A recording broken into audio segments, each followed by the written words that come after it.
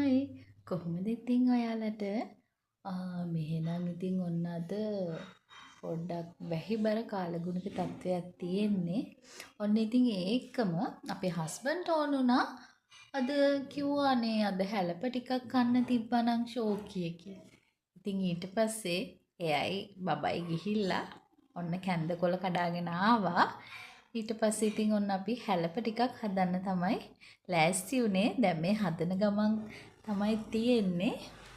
ඉතින් අපේ පුංචි ෆැමිලි එකක්නේ තියෙන්නේ.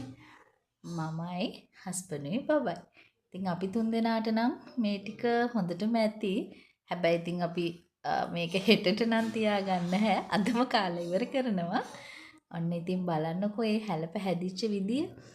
හැලප පොඩි පිටි පැකට් එකක් ගෙනාවේ. ඉතින් මේකෙන් නම් අපිට හැලප 10ක් වගේ හදාගන්න පුළුවන් වුණා.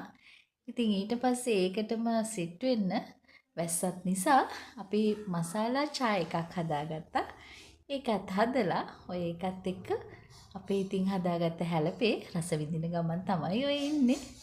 ඒ දෙක මේ වගේ වැස්ස වෙලාවට කියලා වැඩක් නැහැ.